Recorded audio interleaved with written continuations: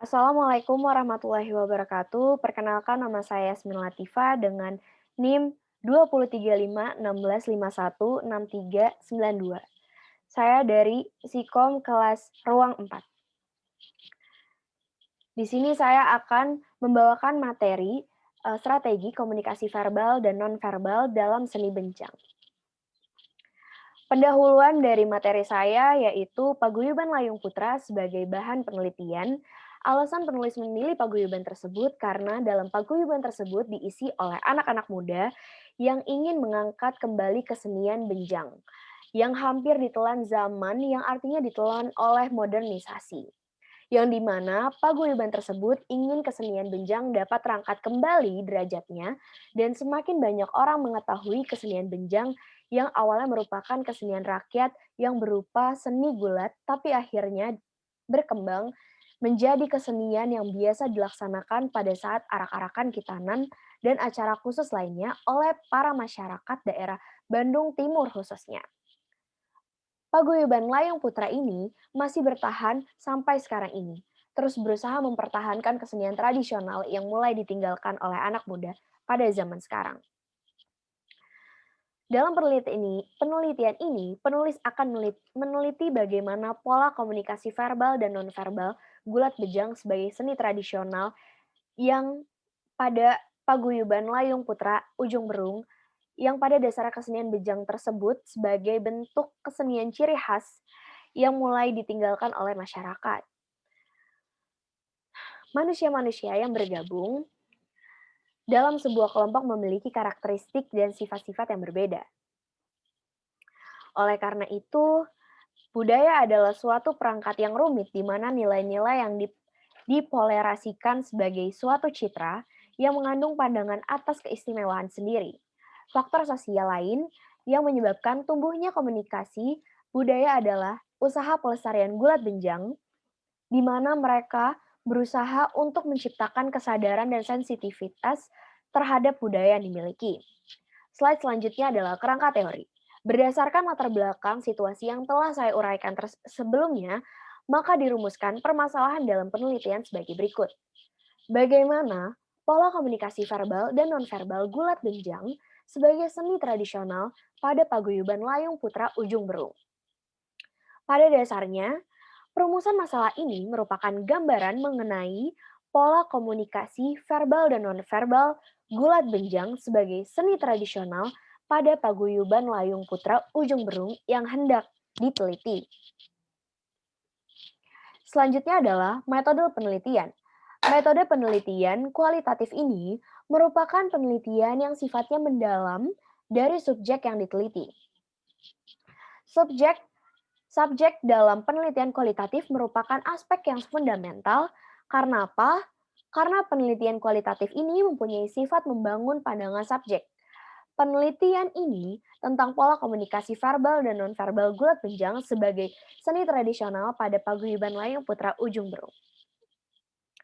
Penelitian kualitatif ini memiliki sejumlah ciri-ciri yang membedakan dengan penelitian jenis lainnya.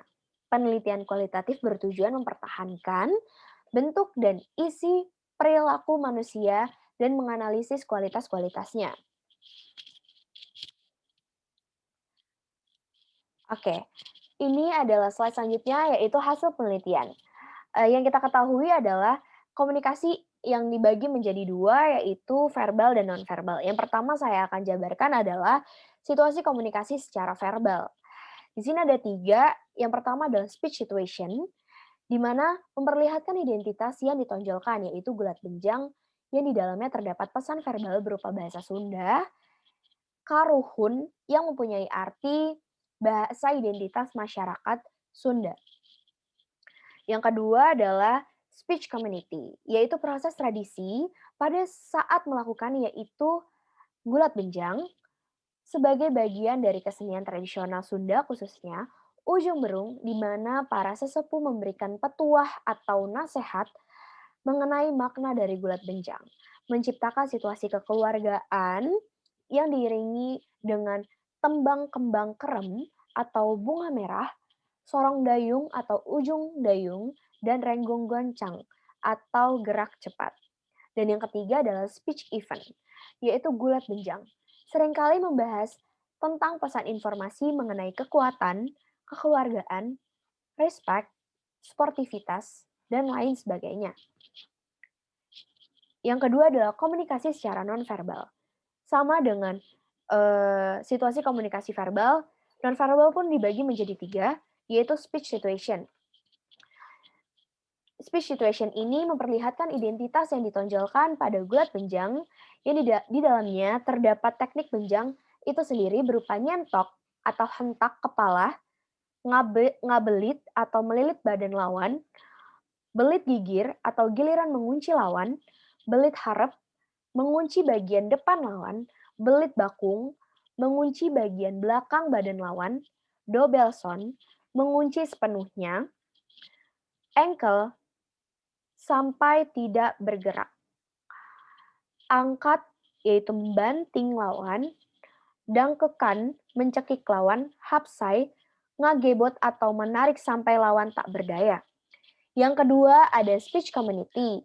Di sini dijabarkan proses tradisi pada saat melakukan gulat benjang sering diiringi dengan musik atau lagu dengan lagu tembang kembang kerem, bunga merah, sorong dayung atau ujung dayung, dan renggong gancang atau gerak cepat. Dengan alat musik tradisional, yaitu rebana atau terbang, kendang atau gendang, beduk, trompet, dan kecrek. Dan yang terakhir adalah speech event, yaitu gulat benjang. Gulat benjang ini dilakukan pada malam hari, jam 8 waktu Indonesia Barat, di mana tempat penggelarannya itu di halaman pekarangan, di halaman yang luas yang bisa disaksikan oleh masyarakat banyak. Dan yang terakhir adalah kesimpulan. Jadi kesimpulan dari PPT ini adalah situasi komunikasi gulat benjang merupakan bentuk tradisi paguyuban layung putra ujung berung yang secara turun-menurun dilestarikan atau dilakukan. Gulat benjang sebagai tradisi seni tradisional pada paguyuban di mana situasi yang sama ditonjolkan yaitu makna pelestarian gulat benjang baik secara verbal maupun nonverbal. Jadi makna verbal dan nonverbal ini gulat benjang sebagai seni tradisional paguyuban layung putra ujung berung sebagai tradisi yang menggunakan bahasa Sunda Karuhun dalam situasi komunikasi pada pelaksanaan gulat benjang yang berisi petuah dari para leluhur yang di dalamnya memiliki berbagai macam makna yang mengandung pesan mengingat kepada sang kuasa, norma, dan nilai-nilai luhur adat Sunda yang baik dan selalu menghargai seni budaya yang diciptakan oleh para leluhurnya. Sekian presentasi saya, kurang lebihnya saya mohon maaf. Semoga video ini bermanfaat untuk kalian yang telah menontonnya. Sekian, wabillahi taufiq walhidayah. Wassalamualaikum warahmatullahi wabarakatuh.